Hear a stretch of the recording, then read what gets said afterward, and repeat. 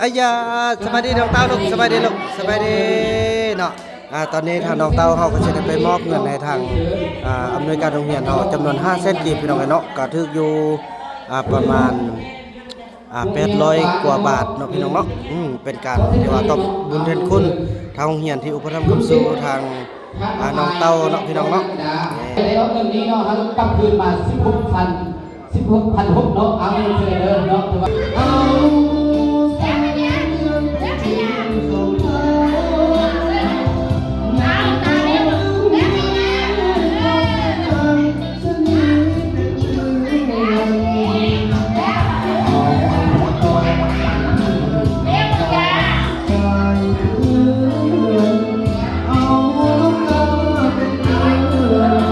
ขอบใจ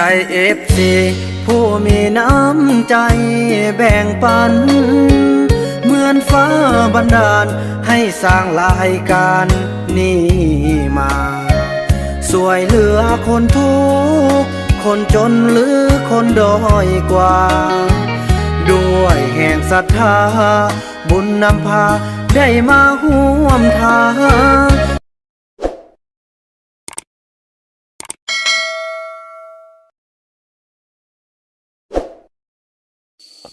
สบายดีทำผสมเนาะสบายดีไอ้บุญมีสบายดีลูกย่าสบายดียุงกัดมันแล้วสบายดีสบายดีสบายดีพี่น้องเนาะถือว่าคลิปนี้ก็หลังจากเบาบนำได้จัดการเวียกงานทุกอย่างเนาะให้ทางเซาลีเบาทรงเบานูนเบาคูนแล้วก็ทางไอเฟืองแล้วก็เบาไหลเนาะไปจัดการเสียยาคาหุ่นอนามัยสลีแล้วก็ส่วนไหวเนาะคือสำเร็จไปพี่น้องเลยเนาะแล้วก็ถือว่าเบานำก็จะได้ปิดลับเลยพี่น้องโบได้บอกเขาเจ้าว่าเบานำจะไปดนเพราะว่าไปร่วมรับประทานอาหารในงานที่ว่าปิดเทอมของน้องเตาพี่น้องเนาะเขาจะได้ไปหาน้องเตาเกี่ยมมะม่วงมันไปหาเพื่อนพี่น้องเลยเนาะมะม่วงมันไปหาเพื่อนเพื่อนจะกินมะม่วงมันก็ถือว่าพี่น้องกันเนาะอย่างน้อยก็ดีใจที่ว่าได้คนหนึ่งส่วน2 คนนั้นก็แต่บุญแต่กรรมว่าพี่น้องเอ้ยเนาะเขาก็เฮ็ดสุดที่ละพี่น้องเอ้ยวันนี้ก็สิได้เตรียมเดินทางส่วนซาวติกนั้นพยายามสุดที่ละบ่ไปพี่น้องไปบ่ได้เนาะมาทำละไปบ่ได้พี่น้องเอ้ยเนาะถือว่าคาดมาสมมติว่านี่ก็ได้น้องคาดพอดเขาว่าบ่คุ้มเหมือนพี่น้องถ้าว่าเลือกได้นะอันนึงเขาเฮ็ดเวียกอันซ่องมาแล้วตายสิเรายังเลือกว่าสิตายดีกว่าซ้ำนั่นเลยพี่น้องเฮ็ดเอาได้ก็บ่สร้างสิว่าแหละพี่น้องเอ้ยเนาะก็เอาอย่างน้อยก็เป็นได้ดูแลบุญรอดอยู่บ้านอยู่เฮือนก็ยาแหละพี่น้องเอ้ยเนาะหาคืนเฮ็ดจังซั่นเอายุ่งขนาดพี่น้องเอ้ยบ่ไรก็มาลุยุ่งยะเด้จากมันความจริงแล้วบ่แม่นก็เบิ่งตัวจริงเพราะว่ากับซีเมนต์ที่ยุ่มกัน2 คนเซาลีกันรายงานสำนันเด้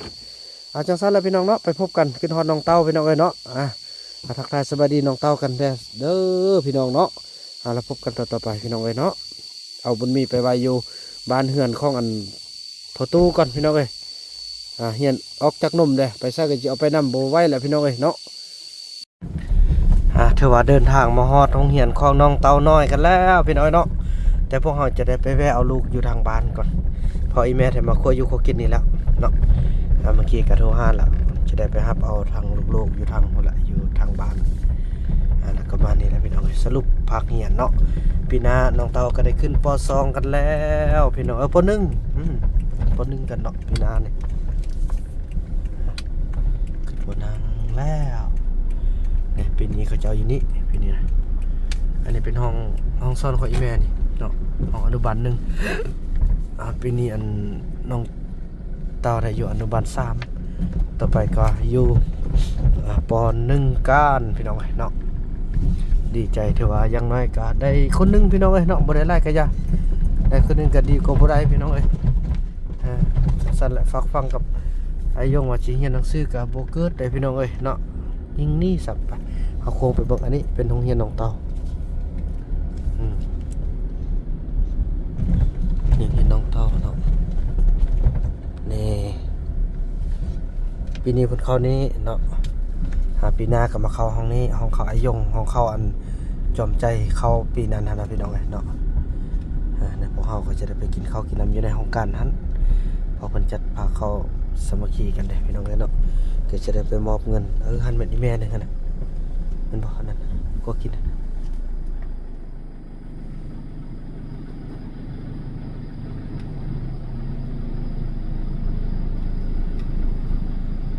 อยู่นั่นแหละก็กินแล้วเนาะแล้วก็ถ้าเราจะมากินเขาอยู่ในห้องการนี้พี่น้องเอ้ยเนาะมันข้าวค่อยหน่อยเด้พี่น้องเอ้ยเอาค่อยน้อยลงเลยเนาะเพราะว่าปิดสรุปปักเฮียนห้องเฮียนปฐมสมบูรณ์บ้านกลางเฮาเนาะนี่น้องเตาจะมาเข้านี่พี่น้องปีหน้านี่ห้องนี้แหละย้ายจากอนุบาลมาขึ้นป .1 แล้วก็ส่วน2คนขึ้นไปอยู่ป .2 ห้องนั้นพุ่นก็บ่เกิดพี่น้องเอ้ยเนาะขึ้นไปขึ้นมาเชื่อหายพี่น้องเอ้ยเนาะมาเห็นมื้อวานนี้เพิ่มแป๊บเดียวขึ้นไป5คำน้อยแป๊บเดียวนึงพากันตูนละหัวขึ้นไปบนตูนโอ้ยากละทำบ่ได้บังคับเขาเนาะเขาเลือกเองเอาจังสั้นพี่น้องเนาะไปรับเอาน้องเต้ากับปุกกี้บุญยงกันเนาะพี่น้องตอนนี้เขาก็มาฮอดเฮือนฮอดศาลฮอดบ้านฮอดเมืองกันแล้วเนาะพี่น้องเนาะอันนี้ก็เป็นเงินยืมของอีแม่พี่น้องเอ้ยเนาะเพิ่นก็มีความจำเป็นก็ได้เอามาให้5 ล้านก่อนเดี๋ยวไปให้อีแม่เนาะเสร็จแล้วเราก็ทางยืมไปหมดพี่น้องเอ้ยเอามองมันไปให้ลูกสาวก่อนมองมันนี่เอ้ยยอ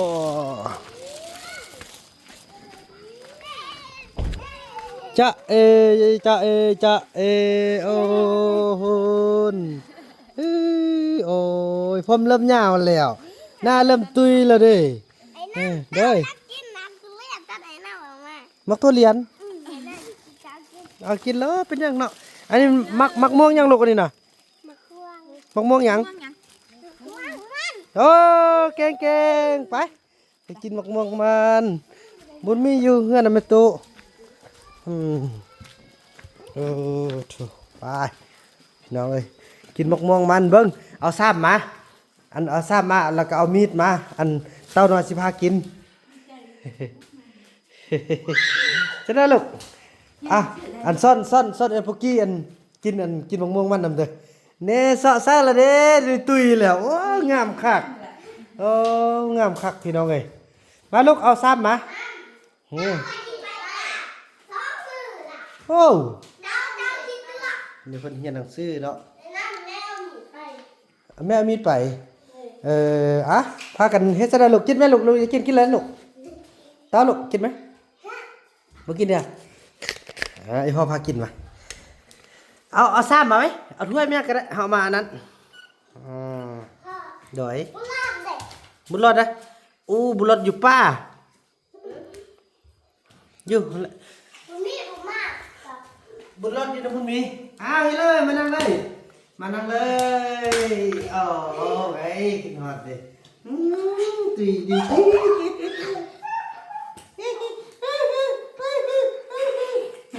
ถ้าแค่นี้ล่ะ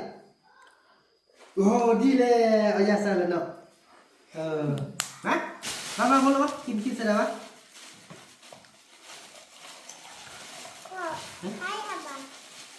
อันนี้นะอันนั้นอีพ่อซื้อเขากิ้งเข้ามา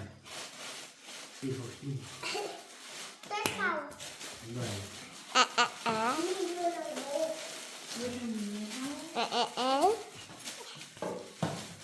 เนี่ยบ่อ่อนเมียนใส่เปลือกแดง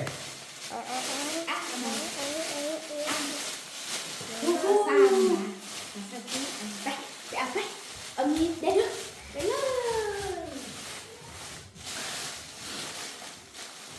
พวกมาก่อนมองมันให้ลูกกินก่อนไอ้ดิออสเคยเห็นบอกบ่เคยกินนมม่วงมันกินบ่เคยสิกินอยู่ไสล่ะ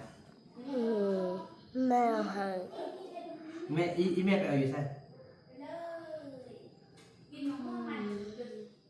มานั่งไอ้มาจะบอกมาเสื้อได้บอกบ่เคยกินหรอกบ่เคยกินทางนี่เลยเดี๋ยวปอกให้เด้อเอามีดไปซะน้องลูกเอาผ้ากันได้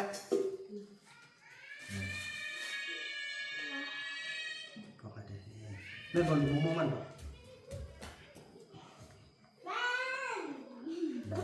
แม่ ในมงม่วงนี่เขาคิดอันนี้ก็ลูกจ้ะ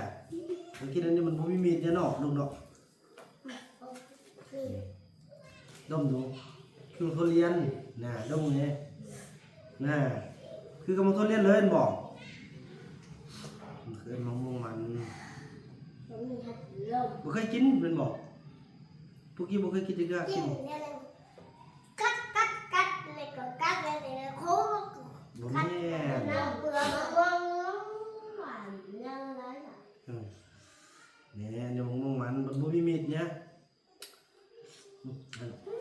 เลยนี่บอกพวกกี้ก่อนเด้อบ่มีมีดเนี่ยเว้ย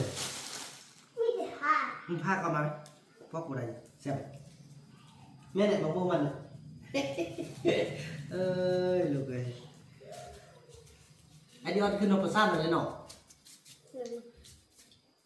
แซ่บบ่โอ้ตุยบอกมึงงามเลยพี่น้องตุยดีขนาดละบัดนี้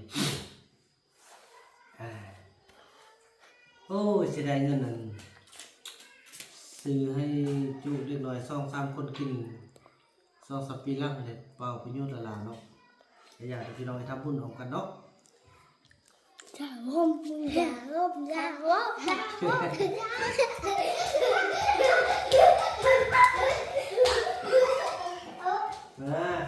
อันนี้มาสิบอกให้บัดนี้ง่ายแล้วบัดนี้น่ะพวกกี้กันกินเราบ่ต้องให้บ่ต้องให้กินน้ำเดี๋ยวมัน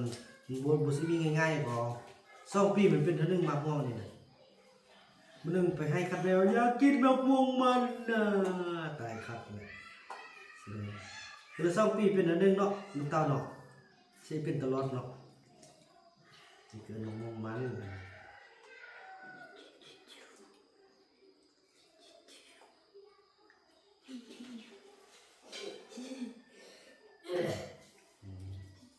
tao bể cái bể mà là chỉ bay pha vừa để bay ao gốc quất thì แค่นึง vừa để bay hè gốc thì nó bao nhiêu cũng nhiều พี่น้องเอ้ยแล้วตอนนี้ทางอีแม่เพิ่นก็มาก่อนเพราะเป็นห่วงลูกเป็นห่วงหลานยานบ่มีอันกินมื้อนี้ก็อันยะเอาหยังมาหากินก็ ao xin เอาซีนซีนงัวไปเขาเพิ่นไปครัวกินตั้งแต่เช้าไปนอนแล้วเพิ่นก็เป็นห่วงลูกหลานยานซี นี่แม่มาแล้วกินข้าวเนาะยันอันนี้แต่ตัวที่เฮาจะไปกินอยู่คนใดเนาะแม่เพิ่นเป็นแม่ครัวเนาะเพิ่นเอามาให้ลูกหลานกินก่อนเป็นห่วงยันลูกหลานอยากกินข้าวก่อนพี่น้องเอ้ยมากินนี่กินเลยเนาะนี่พี่น้องเอ้ยอยู่ดีกินดีแล้วนี่ยังอยากลักหนี้เขาป้าอีกแม่นเอาได้มีแท้ได้ไหมอันเกี่ยมเครื่องที่นี่เท่านึงหรอ บ้านนี้แม่ป้าอันไปพวกที่ดูเงี้ยแบบบ้านนี่กินรายงานว่าต้ามันทีนี้มีป้าห้องเครื่องสเปรย์ไปหอนั้นอ่างเงินผู้ใดเงินเฮ็ดยอกก็เลยแสดงเงินเฮ็ดยอกก็ เฮ็ดยอกอย่าไปเฮ็ดว่าเฮ็ดไปปักไก่คั่วกับแป้บอนนั่นเข้าอันไปนอนตอนนั้นเนาะอันเข้า2 คนไปนอนหั่นน่ะคั่วน่ะ เว้ยน่ะไปหอท้องเงินตายเลย โอ้บ่เฮ็ดเด้อลูกเด้อไปยอกกันซิเนาะไปกินมากินมากินเลย ถ้าเกดีกว่าลง เพิ่นลงอย่าไปลงใกล้กันเดียว อย่าลงตึก ห้างนี่วันนี้ชื่อห้างดีๆเดี๋ยวอย่าล่มเลยลูก อย่าลูกอย่าแล้วบอกอีพ่อเด้อลูกอย่าลูกอย่าบ่ ไปน่ะบ่ได้ตื่นเด้ออาจารย์บ่ได้กินข้าว ลูกจอมลูกจอมเอ้ยโอ้ยเนาะลูกเต้าสั่นลูกจอมโอ้ยสมองนี่อยู่แต่นำจอมใจพี่น้องเอ้ย กินข้าวน้ำลูกเด้อ ต่อไปก็สิอยู่ย่งละย่งไปวัน กินข้าวน้ำลูกเด้อ tao biết tao phải lắc nó ngoài hơn เนี่ยก็ tao lắc nó ngoài hơn แล้วทำไมเพิ่น หักน้ำใหม่เขา đây nằm เออ tao đi đi tao มันเป็นเรื่อง ở หักน้ำใหม่ cây เขาก็ไป chung ở cây khó chung nằm บ่ฮักตึมนะลูกเนาะบัดนี้เนาะกินเลยอ่ะโอ้พี่น้องมีสัญญาณหลายอย่างเนี่ยก็ เอาแต่เว้นแต่กรรมแหล้วพี่น้องเอ้ยเนาะค่อยเบิ่งค่อยแย่งก็สิบ่ว่าให้เราผู้เดียวเนาะบ่คือแต่ก่อนอ่ะ ก็เข้าอีกทีตลอดติดตามตลอด หักแพงกันเนาะลูกเนาะนี่เก่งๆตุยแล้วเดี๋ยวนี้น่ะแม่สิมีซี่มีสั้นแม่ น้ำใดมึงมาตอนนี่มึงมาตอน มีซี่มีสั้นมาแล้วพี่น้องเอ้ยเนาะ แซ่บบ่ลูก บุญมีก็ไปแวะอยู่บ้านเพิ่นจังซั่นพี่น้องเนาะพบกันตอนต่อไปมื้อนี้พี่น้องแล้วเนาะโอ้พวกเฮาก็ได้เดินทางมาฮอดแล้วเย้ตาหน่อยใส่นี่ พี่น้องเอ้ยเนาะคนมันเข้าเมืองหมดและติโอ้บอลเมื่อฮักก็มาเนาะนี่นังเฮียนก็ถือว่า12โมงยังแหละพี่น้องเอ้ยเนาะไปเข้าไปแน่รถเขาก็เจ้าฮักก็มาฮอดเนาะพากันเมื่ออินลาพี่น้องพากันไปแวนอนหมดทุกคนบนเฮือนเลยนอนท่าว่าประมาณ11โมงซั่นมาเบิ่ง12โมงยังเลย12โมงปลายรถนี่นะพอดีแหละพอดีกินข้าวสวยแล้วแหละน้องใช้เงินเลยเงินเก็บไปมอบเพิ่นจาก2-3 แสนจาก 4-5 แสนบอก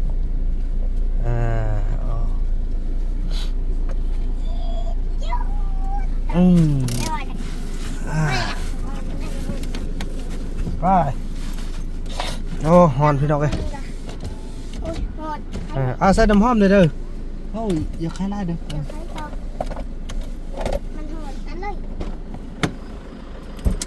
ไปลงเลยสบายดีอ่ะ โดยโตต่อน้อยเฮาเย้อย่าตัวโอ้ใส่น้ำหอมก่อนพี่น้องจังซั่นแล้วเนาะเบิ่งเอาน้ำหอมลูกระวังเด้อสร้างให้ต่อน้อยใส่ให้อันแต่ละคนกับพี่น้องเนาะเอาล่ะพี่น้องเอ้ยพบกันตอนต่อไปเด้อพอหลังจากกินข้าวกินน้ำแล้วจึงจะได้กลับพี่น้องเนาะพอมันก็บ่สะดวกในการถ่ายทำได้มันมีเพลงเด้ยังต่างเนาะก็หลายคนได้พี่น้องกำลังมากันเนาะก็สิได้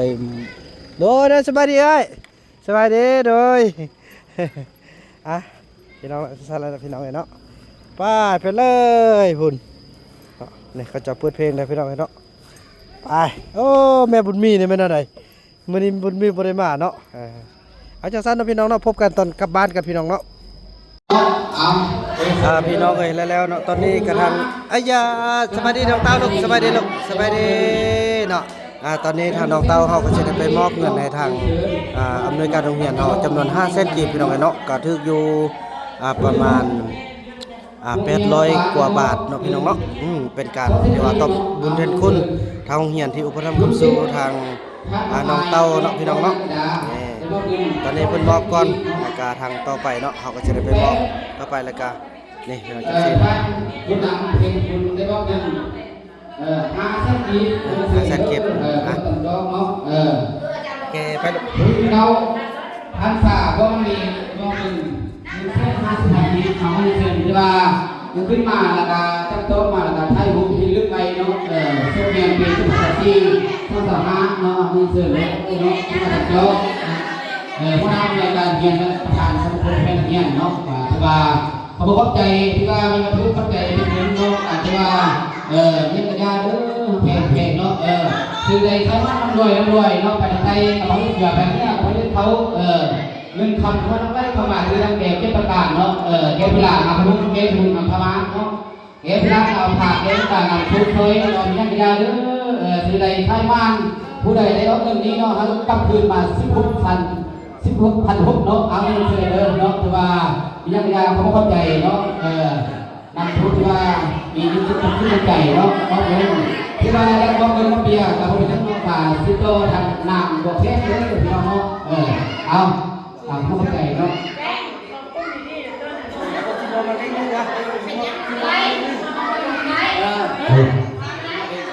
ส่วนนี้การที่ไปทำที่ว่าทางโรงเรียนเราสำเร็จในการได้ว่าสรุปในการซับเส้นเนาะรอบปีหน้าทางน้องเต้าน้อยเขาก็จะได้เข้าป .1 แล้วพี่น้องฟังต่อไปก็จะมองว่าจะเพลงจะเพลงอาจจะทุกคนไม่ใช่มองเป็นของขวัญให้จากองค์พระเพลงขอบใจด้วยนะ ขอบใจค่ะ มีแห้งนะนกเนาะขอบใจด้วยขอบใจเกียรตินาเกียรติเนาะเดี๋ยวเราจะได้ซื้องามกับหมอ ไปไปเรียบเลยส่วนนั้นนักชิมอนเลยพี่น้องเลยจุดกระนวดกันเนาะ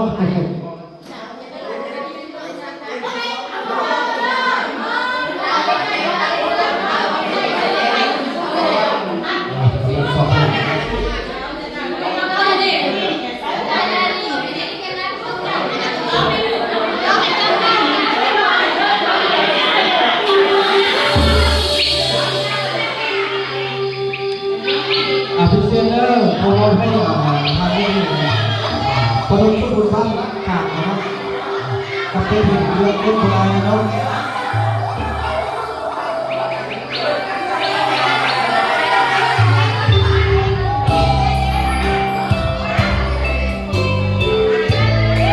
เอาพี่ใส่เนาะมุกตามาอยู่ใส่ลูก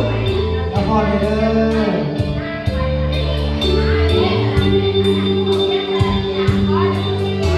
นี่เอามาเนี่ย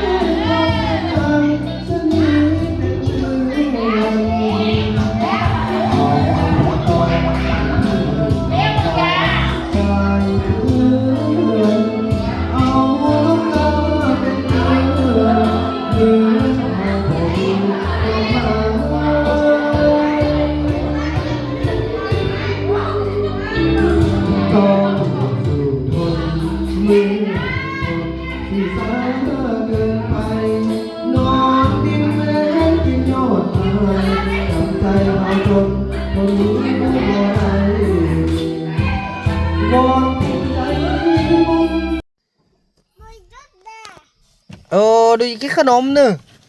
โอ้เด้อพี่น้องแล้วพวกเฮาก็ป๊อดออกมาจากงานเนาะก็ถือว่าคือว่าแหละงานสุราษฎร์เนาะสู้ๆเด้อลูกเด้อสำเซยเด้ออยากกินขนมบ่ไปอีพ่อพาไปซื้อไปนะลงมาเลยพี่น้องเอ้ยไปซื้อขนมเพิ่นเนาะโอ้บ่หรือว่าเดี๋ยวนี้บ่อีพ่อฮู้แหละหมดมื้อที่จะกลับบ้าน เอา หมดมื้อที่จะกลับบ้านเฮาต้องเฮ็ดแบบอันซื้อขนมแล้วก็ย่างไปแล้วก็บ๊ายบายหั่นนะเนาะแบบไปซื้อกลับมาแล้วคือคมคือทอมสิคือเก่านั่นน่ะเนาะเบิ่งไปเก็บเครื่องไปคนเครื่องช่วยอันแม่นกเด้เดี๋ยวพ่อไปซื้อขนมให้เด้อน้อยด้อยซื้อหยังลูกหมดบ่อยู่เด้อหมดไปกินเบียร์นำเฮาน่ะซื้อให้ในหมดก็ได้แล้วมีคนอยู่บ่มีฮู้น้องนกเอาเก็บเครื่องเก็บเครื่องแล้วก็คนเครื่องขึ้นอันรถแล้วก็ไปซื้อขนมให้ลูกแล้วเฮาลูกกลับแล้วเฮาก็กลับเนาะสู้ๆเด้อลูกเด้อย่าคันลูกอันจบม.7แล้วอีพ่อสิลูกอยากได้หยังเอาลูกอยากได้พวกฝรั่งเลยอยากได้พวกคนไทยบ่อยากหยังลูกอยากได้ลูกอยากได้พวกคนลาวหรือว่าอยากได้พวกคนอันคนตรงเรื่องว้าวคนลาวเอาให้จบได้พ่อซื้อโทรศัพท์ให้เด้อเฮียเอาในนี้บ่ฮู้แหละพี่น้องเอ้ยโทรศัพท์ไอยงในเมื่ออันเขาเจ้าบ่ บ่อยู่เนาะอีพ่อเอาโทรศัพท์มาหาลูกเด้ออยากได้บ่โทรศัพท์อยากได้แท้ เนี่ยคันเท่านั้นให้ลูกเอาโทรศัพท์มาหาแล้วลูกต้องฟังความพูดของย่าเด้อย่าอันที่ให้ย่าอันว่าเวลาให้ว่าย่ามีอันให้ลูกลิ้นโทรศัพท์ลูกก็ลิ้นเด้อแล้ว ย่า กันปู่ย่าว่าอ้าวอันเอาโทรศัพท์เมียนแล้วลูกก็เอาเมียนย่าว่าลิ้นโทรศัพท์ได้ลูกกันลิ้นเสียเด้อ โอเคถูกต้องแล้วแม่นแล้วเด้ออีพ่อสิซื้อโทรศัพท์ให้ลูกเด้อแม่อันย่าเจวอนเพิ่นสิซื้อโทรศัพท์ให้เด้อขอบใจย่าเด้อขอบใจเด้อโด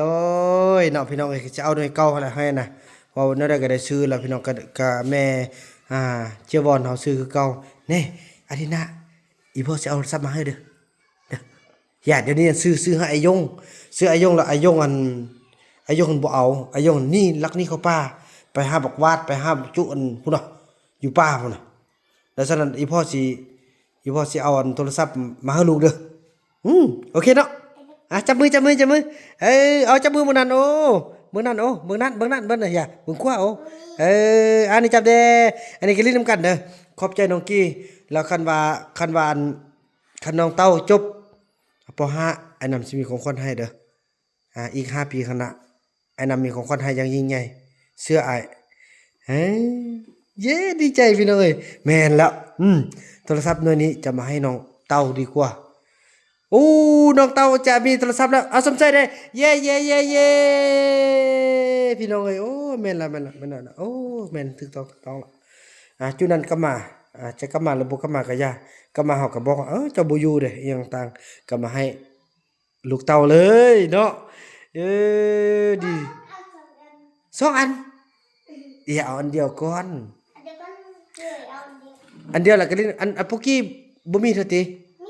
มีแล้วโอเคฉันเอาหน่อยอันอีพ่อสิซื้อหน่อยนึงให้ลูกเด้อปุกกี้ก็มีแล้วไอเดียออดก็มีแล้วเนาะแล้วลูกบ่ทันมีอีพ่อสิซื้อให้ลูกเด้อโอเคโอเคเด้อเฮ็ดจังได๋โอเคนี่โอ้พี่น้องดีละแม่นละให้กับคนที่มีประโยชน์ดีกว่าจะสั่นละพี่น้องนะพบกันต่อไปเนาะโอเคโดยโอ้ไอ้น้ำเข้าไว้เนอะแกอยากให้ลูกได้กินขนมเด้นะเอาขนมเลยย่ามื้อนี้จัดพิเศษเด้อเอาเต็มที่เลยเอาซ้ำเลยเดี๋ยวพอใจให้เอาเลย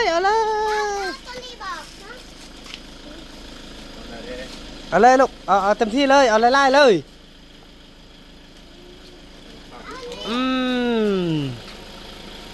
ดีใจพี่น้องเอ้ยต้องเฮ็ดอันนี้เวลาเฮาสิกลับนะคันเฮากลับแล้วเฮาไปบายตอนกลับนี่บ่ได้ก็ต้องซื้อเขาเจ้าดีใจแล้วเขาเจ้ายังกลับแล้วบายเฮาดีกว่าเอาเลย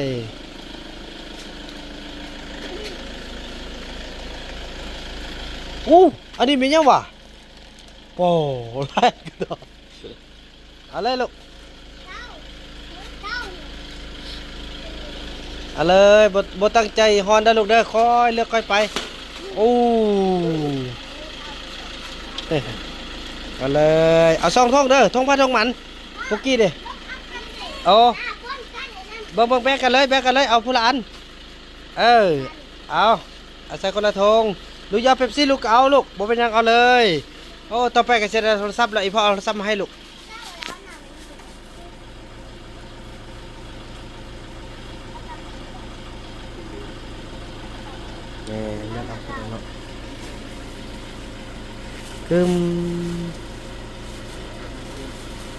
เอาจนลูกพ่อเลยเด้อลูกเอาย่างลูกเอาเลยมื้อนี้น่ะเอาเลยตุยพี่ดีงามพี่น้องเอ้ยเนาะนี่เอาเลยลูกเอาเต็มแต่ว่าลูกว่าพอแล้วอีพ่อจะจ่ายเงิน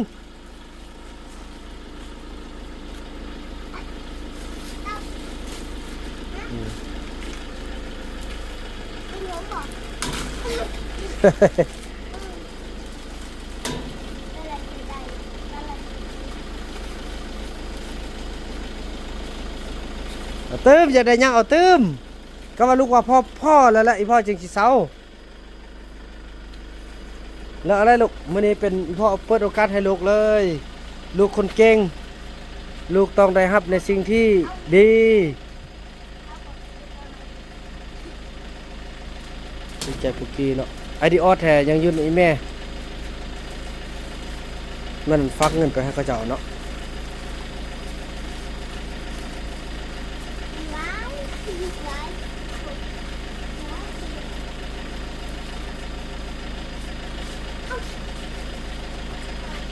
ว่าปุกกี้แต่ว่ามื้อนี้เป็นวันของกูเลยแหละ เอาไหมลูกเอาตัวไหนเอาต้องเอาซ่องกันให้เมื่อกี้เห็นกี้เอาเกินอันหนึงเอาต้องเอาซ้ำกันเห็นแวบๆเมื่อกี้น่ะบ่ให้เจ้าของเพิ่นอันเอาดึงก็ได้ลูกปุกกี้บัดเนี่ยปุกกี้ลักตากรรมการอันหนึงเห็นเมื่อกี้เนี่ย ได้แล้วเอาเติมบ่หรือว่าพอแล้วพอแล้วโอเคไปเช็คบินปุกกี้ก็พอแล้วบ่ไปเช็คบินเท่าไหร่ก็38เนาะโอเคเบิ่งบัดนี้กลับบ้านเลยอีพ่อสิจ่ายให้เด้อลูกเบิ่งอีพ่อพุ่นแก้มเด้อเบิ่งหอมแก้มมานึงเด้อโอ้ยบาทหนึงแล้วปุกกี้เด้อลูกเด้อไปกลับบ้านเบิ่งน้องเด้อฟังเด้อโอเคบ๊ายบายอีพ่อเด้อบ๊ายบายพี่น้องเอ้ยเนาะดีใจพี่น้องเอ้ยเนาะ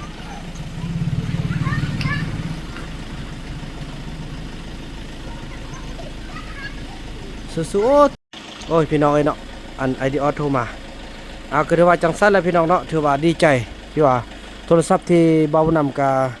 น่าจะกลับขึ้นมาให้อันลูกเต้าดีกว่าพี่น้องเนาะไปให้คนที่มีประโยชน์ดีกว่าเฮาส่งเสริมคนที่มีประโยชน์หลายกว่าอยู่ทางพุ่นที่อยู่เฮาก็เฮ็ดซะได้เนาะแม่เนาะเฮาเต็มที่ละเฮาอยากให้เขาอยู่แต่ว่าเขาเลือกเส้นทางที่จะไปฉะนั้นโทรศัพท์ที่ว่าซื้อไว้ลูกก็สิได้กลับขึ้นมามอบให้ทางน้องเต้าดีกว่าเนาะให้ลูกล้านเต้าดีกว่าถือว่านั้นแหละพี่น้องถือว่าคลิปนี้เนาะบ่าวนำก็จะขออนุญาตจบคลิปกันเพียงสำนี้ก่อนพี่น้องเนาะแล้วพบกันใหม่ในคลิปต่อไปหวังว่าทุกท่านคงจะเข้าใจและก็เห็นดีในการที่ว่าตัดสินใจของบ่าวนำเนาะและก็รวมด้วยทางผู้อุปถัมภ์ความสู้ก็คือทางท่านแม่หรือว่าย่าแม่จีวรเนาะจากตระกูลยายใช้บุญคำอยู่ทางสหรัฐอเมริกาอยู่ทางดัลลัสเท็กซัสเนาะเพิ่นคงจะเข้าใจในสิ่งที่ลูกบุญนำคิดเนาะปะไว้กับจังสั้นแหละบุต้องเอาใจคนไรเนาะเฮาเฮ็ดเต็มที่แหละฉะนั้นบางเทื่อกับเส้นทางที่เลือกมันก็คงจะเป็นแบบนี้แหละฉะนั้นเฮาก็มาช่วยผู้ที่เพิ่นต้องการดีกว่าเนาะถือว่าคลิปนี้บ่าวนำขออนุญาตจบคลิปกันสำนี้ก่อนพี่น้องเนาะใจเงินใจคำแล้วก็เดินทางกลับบ้านกันแล้วพบกันในคลิปต่อไปพี่น้องคลิปนี้บ่าวนำขอกล่าวคำว่าสบายดี